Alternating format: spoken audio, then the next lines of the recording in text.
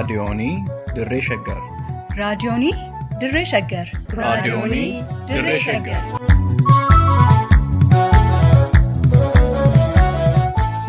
raadiyoonii Dirree Shaggar. raadiyooniin Dirree Shaggar torbaan guutuu guyyoodhaan galgalatti sa'aatii tokkorraa eegalee amma sa'aatii tokkoof walakkaatti dambalii gabaabaa meetir baandii 19 kiiloo heerzii 15,415 irratti qophii dabarsuu amma jalqaba. raadiyoonii Dirree Shaggar.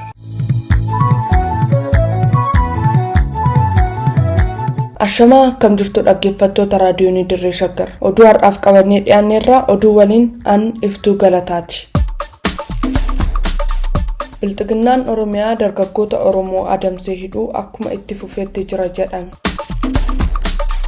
Dhaabbata mootummoota gamtoomanitti manni marii mirga namummaa dhimma Itoophiyaa ilaalchisee walga'ii taasisuuf akka jiru beeksise. Mootummaan Bilxiginnaa walabummaa Pireesii danqaa akka jiru dhaabbanni mirga gaazexeessitootaaf falmu Komitee to Protect Journalists beeksise. Kunneen hangafoota oduuti, amma tokko tokkoon.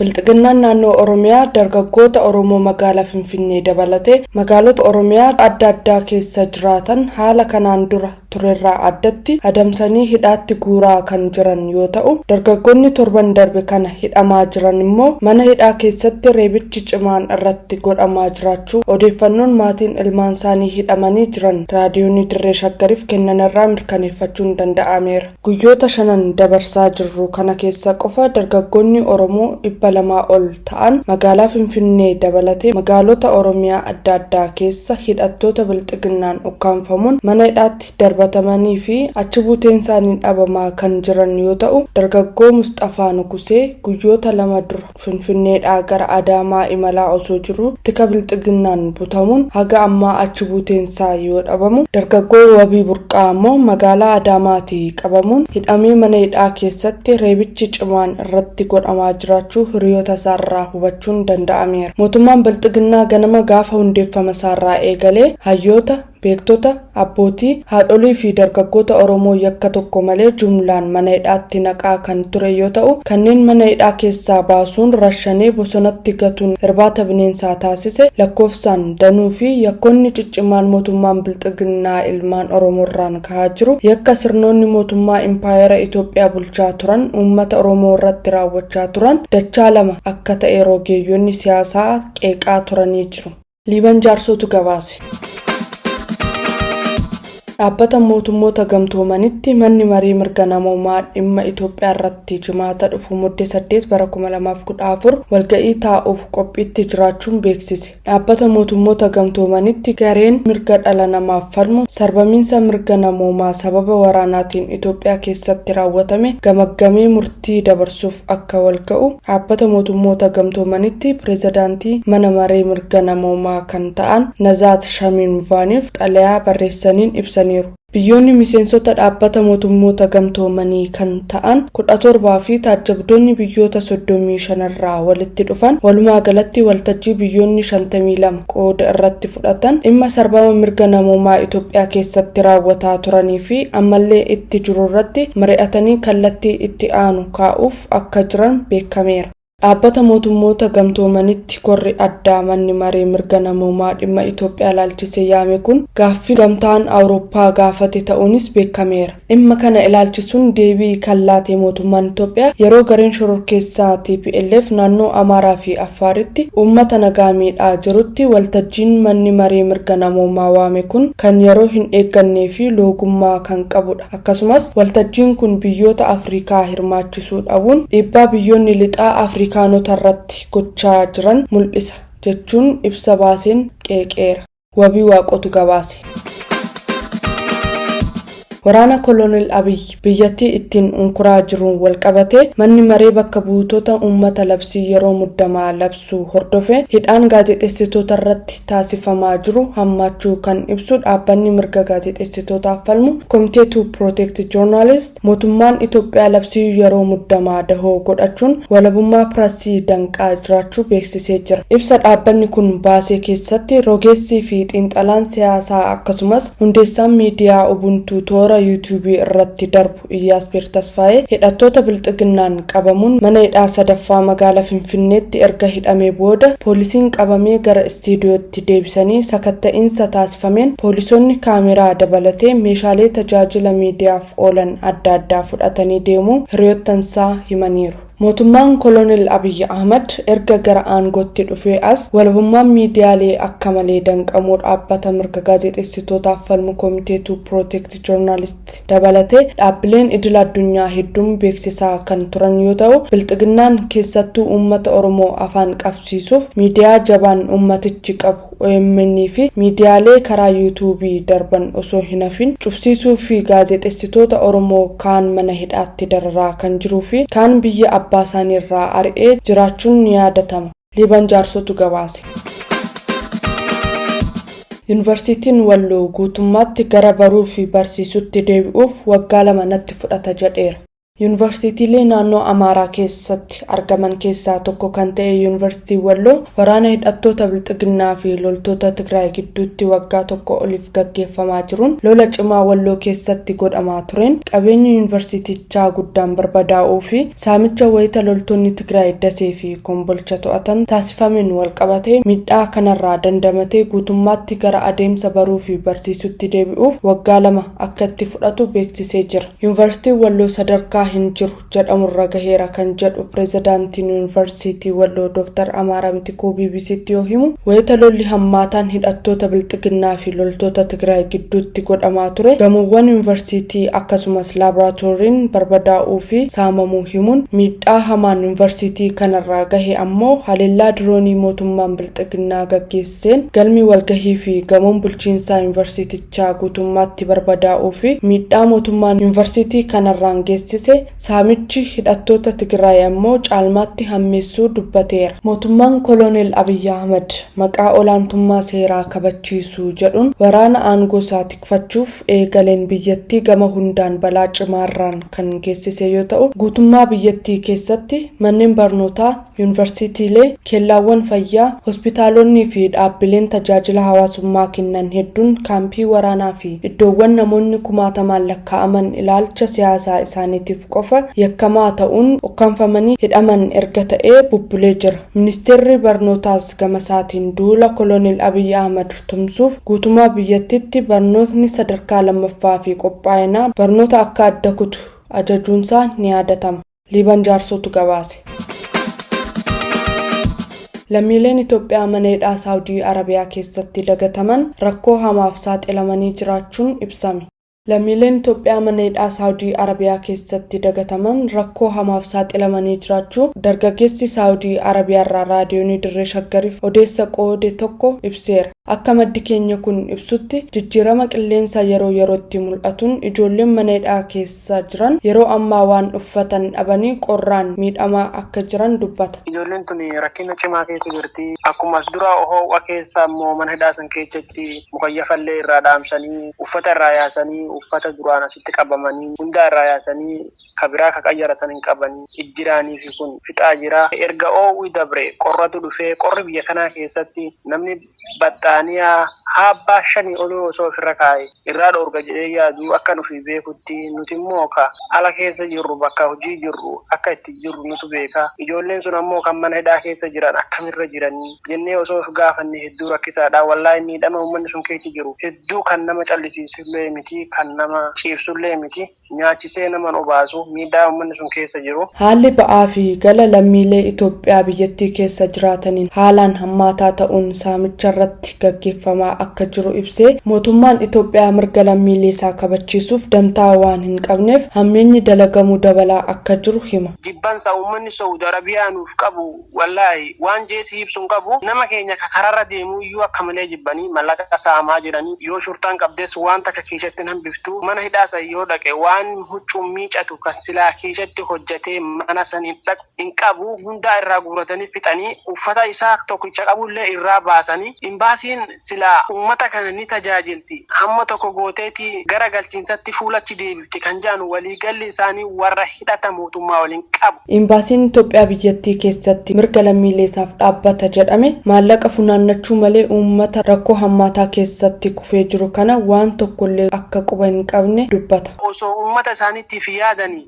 nama rakkate kan dhukkubsate bakka dhukkubsatetti dhiisanii irraan deebi'anii uummata dhukkubsatee yookiin dhukkubsatee rakkina cimaa keessa jiru ka ija walitti qabaa jiran ilaaltee irraa gaddachaati ammoo ka du'u ka'e mallaqaan kafaladha jee kan obboleessa isaatti dawwalee obboleessa isarraa mallaqa waan silaa duraan kiishaa qabu shurxaa waan harkaa fudhatteef obboleessa irraa fudhate san imbaasiin irraa fudhattee kaardii muranii fi sossobanii ji'oota meeqaaf achi keessa taa'aa jira. Wallahi qabatamaan annama achi keessatti jiru kan maatii sadii qabu maatiin sadeenuu bakka biraa jirtu kan inni mana hidhaa keessatti waggaa takkaa fi ji'a jaha jiru jira duratti hin galle hafuura isaa hin dhageenye. Dhumarrattis yeroo garaagaraatti miidiyaalee fi namoonni dhuunfaa hidhamtoota kanneeniif sagalee ta'aa turuu ibsee gidduudhaa addaan cituun mana hidhaa keessatti dagatamuun akka dararaman godheera jechuun dhimma isaanii hawaasa addunyaa biraan ga'uuf sagalee ta'uufin akka barbaachisu dhaameera. Uummanni kun miidhama cimaa keessa jira waan jedhees ibsullee hin qabu namnillee as dura social media kanarratti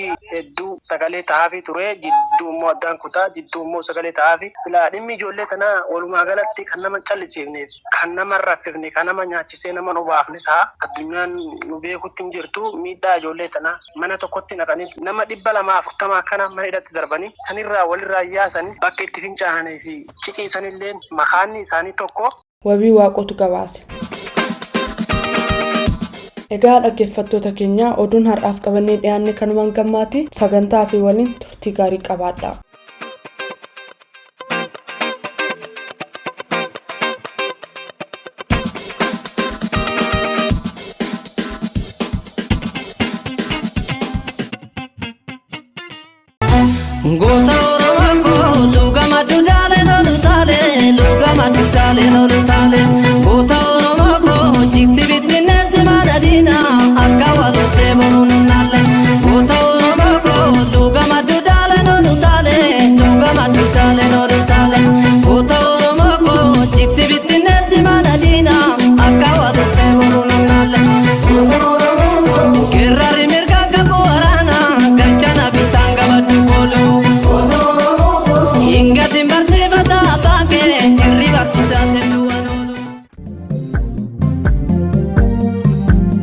Seenaa fi seexaa sagantaa kanaan gootota Oromoo yaadanna Oromoo fi Oromiyaa wal barsiifna akkasumas saboota impaayera Itoophiyaa keessa jiran ilaalchisee buleeyyii fi hayyoota irraa kan odeeffanne kitaabota seenaa irraa kan dubbisne akkasumas ragaa burqaalee qorannoo irraa arganne qindeessinee waltajjii irratti isiniif dhiyeessina. Seenaa fi seexaa.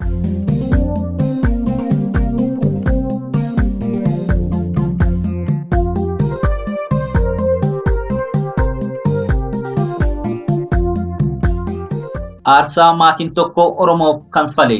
Dhaggeeffattoota raadiyoonii Dirree Shaggar qophii keenya seenaaf seexaa har'aatiin gooticha Oromoo Amboo biqilchite kan xomboora bilisummaa dursee qabsiisee fi kan maatii maraan bilisummaa Oromootiif aarsaa daangaa hin qabne kanfale seenaa obbo Argaw Dinqaa kutaa duraa isiniif qabannee dhiyaanneerraa nu hordofaa.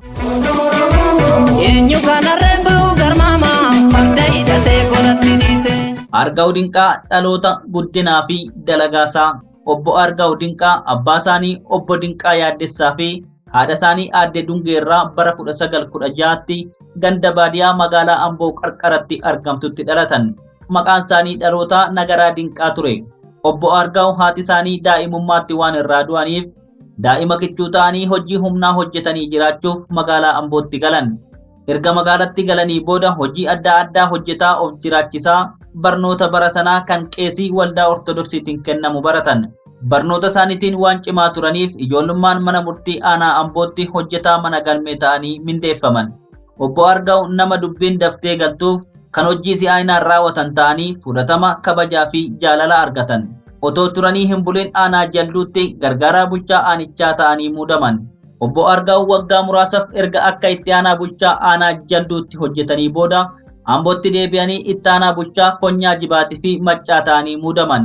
Muudama Ambootti argataniin tajaajila uummata gammachiisu waan dalaganiif maqaan isaanii guutuu Konyaa Jibaatii fi Maccaatti beekamtii argatan. Obbo Argaa'u gama bulchiinsaatiinis gama haqaatiinis caasaa mootummaa keessa galanii akkaataa mootummaan Hayila Sillaasee biyya sana bulchaa jiru arguun isaanii hacuuccaa shira loogii sirni sun uummata Oromoo irraan ga'u akka hubatan isaan taasise.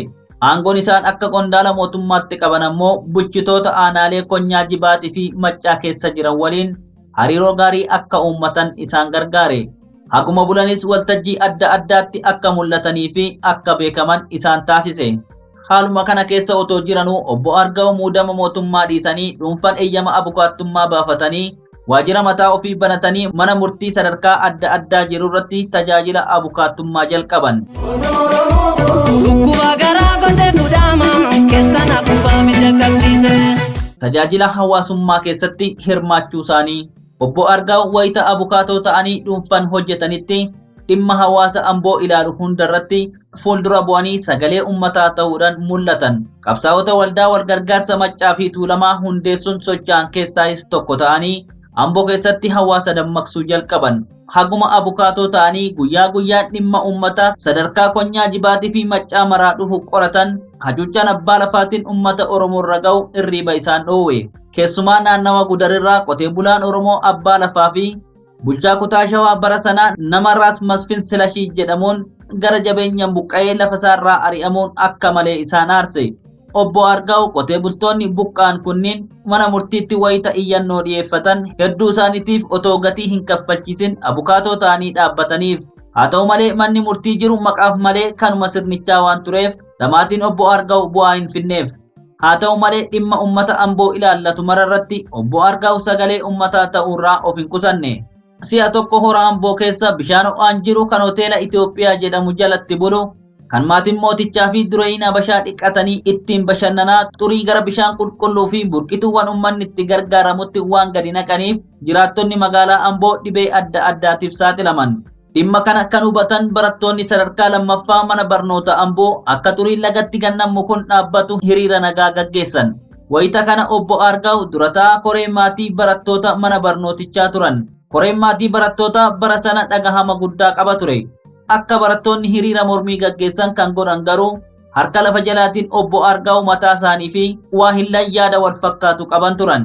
Poolisoonni fi raayyaan eegduu ulfinaa jedhamu kan tika mootummichaa ta'e barattoota hiriira nagaa ba'anii fi kanneen hiriiricha gurmeessan jedhaman guuranii hidhan.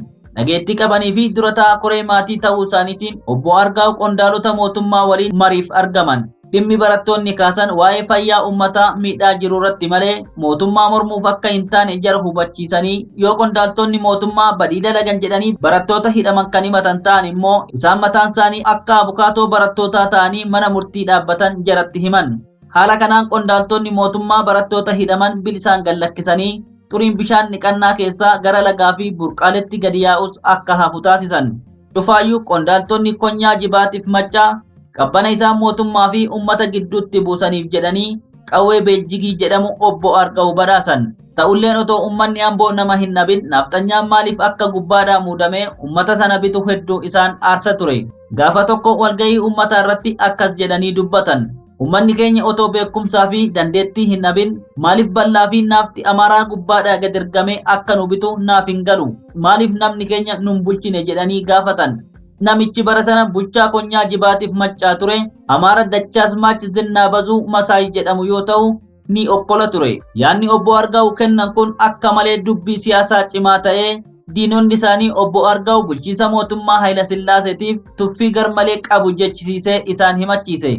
Kana jechuu isaaniitiif adabamuu qaba jedhanii irratti duulan. Haa ta'u malee bulchitoonni aanaalee adda addaarra jiran kan Obbo Argaa'u jaallatanii fi hiriyoonni isaanii paarlaamaa keessa turan kan akka Obbo Zawgaa Boojiyaa yoo mootummaan Obbo Argaa'u irratti tarkaanfii fudhate uummanni fincila kaasa. Kanaan ammoo mootummicha mataasaatu miidhama. Kanaafuu duulli Obbo Argaa'u irratti baname akka dhaabbatu jedhanii qondaaltota mootummaa akeekkachiisan.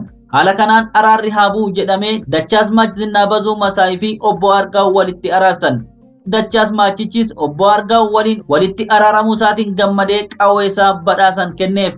Wayita tokko ammoo mootummaan Hayila Sillaasee namoota dhibee qurciitiin miidhaman 300 fidee naannawa Amboo qubsiisuuf murteessuun dhaga'ame. Obbo Argaa'u dhimma kana duukaa bu'aa waan turaniif ummata Amboo kakaasanii qubsuma jedhamu kana akka mormu godhan. Mootummaanis ummata fuuldura dhaabbachuu waan dadhabeef karooricha haqe.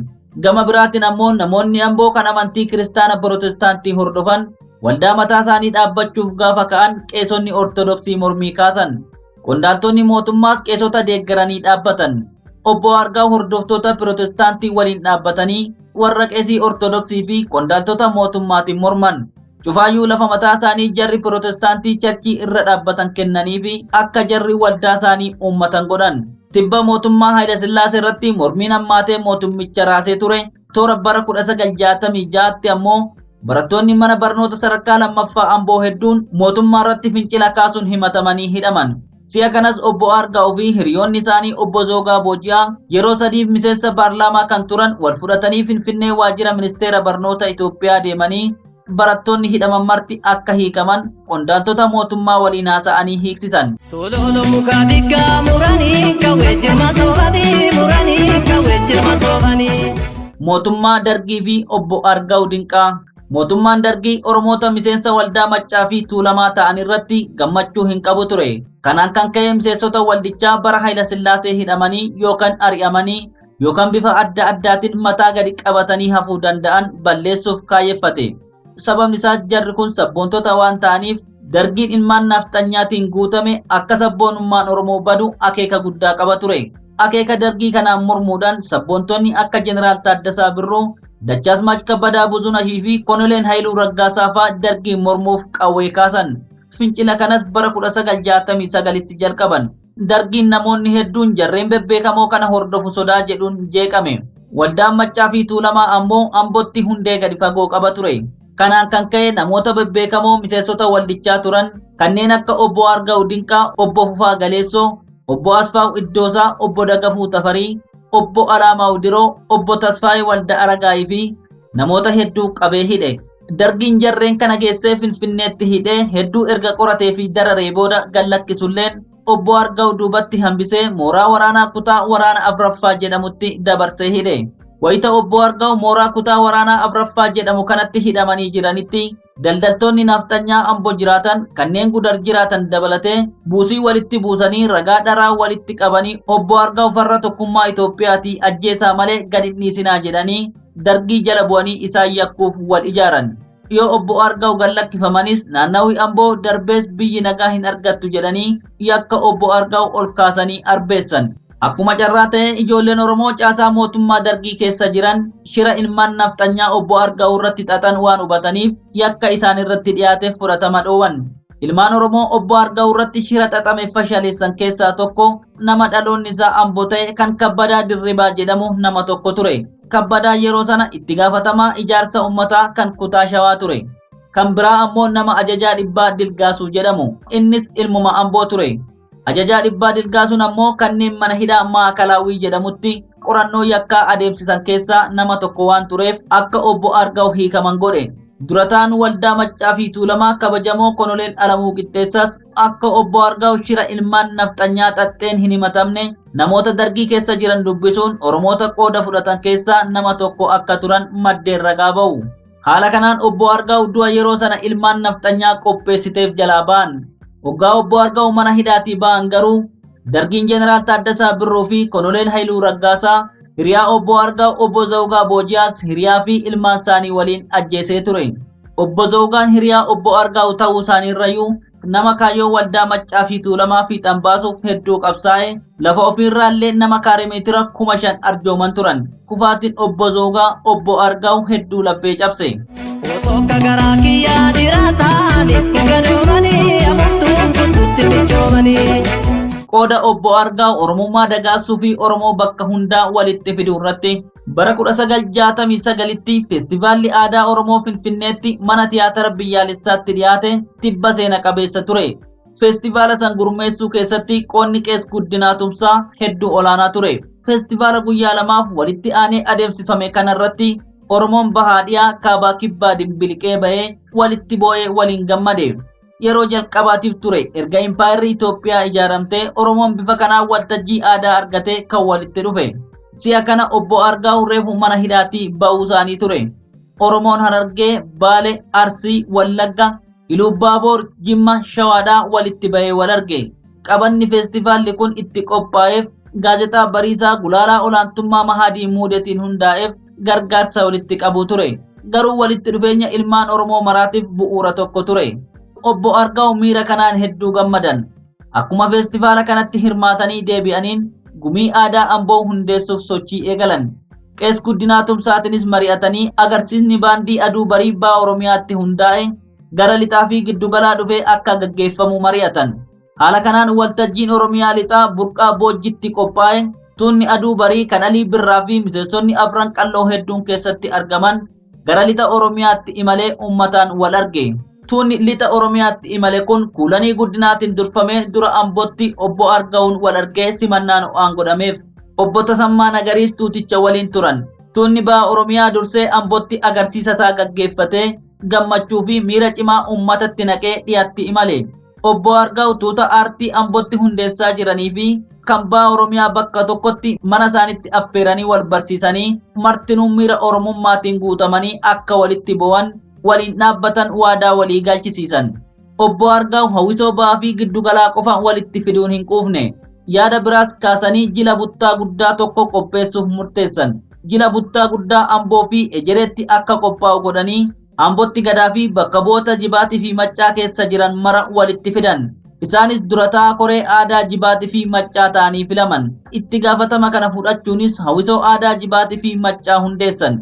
Hawwisoon dhaabbate kunis yeroo jalqabaatiif imala isaa gara Asallaatti gaggeessee Oromoon Arsii fi giddugalaa wal argee akkuma dura Shaggar irratti ta'e walitti boo'ee wal mararfatee waan qabu waliin faarfate. Waltajjii kana qopheessu irratti ijoolleen Oromoo caasaa mootummaa bara sanaatiif waan hojjetan fakkaatanii garuu harka lafa jalaatiin adda bilisummaa Oromootiif hojjetan kan akka Kinfa Mikaa'el Hinneessaa, Isheetuu Latuu fi obbo Nadhii Gammadaa shoora guddaa taphatan. Bara sana baandiin Arsiillee baay'ee beekamaa fi jaalatamaa ture. Walaloo baandiin Arsii waltajjii sanarratti yeedaloon dhiyeesse keessaa kan akkana jedhutu dhagahama ture. Fagoo galaa, fagoo galaa, fagoo galaa fagaadhaa jalaa. Fagoo jennaaf fagoo seetanii cuqursaa jalatti hedduu leettanii jedhan. Imalli aartii Jibaatii fi Maccaa inni ittaanu gara Walisootti ture. Obbo Argaa'u hundeessaan illee karaa abbaa ammayyaa karaa haadhaa Dulleelee yookiin Walisoo waan tureef garasiinis namoota hedduun wal beeku ture. Wayita Walisootti imalan durataan adda bilisummaa Oromoo Magarsaa Barii obbo Argaa'u waliin waan tureef haala qabsoon gara fuulduraa itti gaggeeffamu irratti waliin mari'achuuf carraa guddaa uumeef. Eeboo karaa biilanii darbannaa irratti jabeeffatu darbannaa irratti jabeeffatu. Egaa dhaggeeffattoota keenya kutaan ittaanu torban itti fufa. Seenaa kana kan arganne weebsaayitii Advocacy for Oromiyaa jedhu irratti afaan Ingiliziitiin Tulluu Liibaniin barreeffamee kan maxxanfamerraa yoo ta'u kan afaan Oromootti hiike ammoo Duubee Wayyeessati. Kan isinii dhiyeeche immoo ani Gurmeechaa Gammachuuti. Fayyaa ta'a. Biyyaaf wareeganii du'anii biyyo itti uffatu boruu asirraan nama gaafatu. Kalee gamarsaa baddaa gachaanaan taatu gabatee irratti gachaanaan taatu gabatee irratti. Firii biqilaa addaa lafti waan facaasan dagagsiti lafti waan facaasan biqilchiti. Gunguma murgaa galee gangeen ammayyuu ni qabne gola gangeen ammayyuu ni qabne gola. Madaadaan garaa qaba dhukkubi jabaa kan lafee.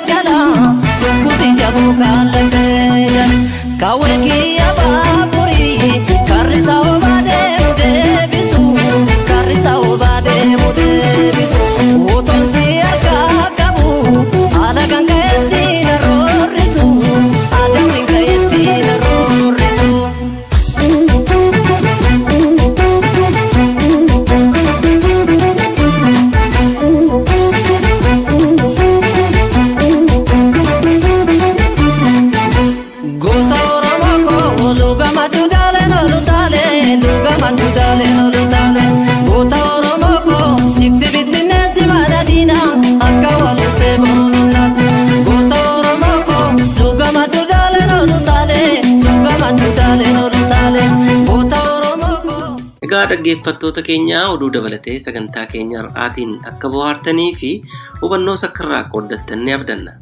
Sagantaa seenaa fi seexaa torbaan dhufu sa'aatii wal fakkaatu irratti isiniif dhiyeessinu irratti akka dhiyaattaniif asuma isin affeeraa tamsaasa raadiyoonii Dirree Shaggar boruu galgala sa'aatii wal fakkaatu irratti isiniif darbuun walitti deebina. Turtii gaarii qabaadhaa.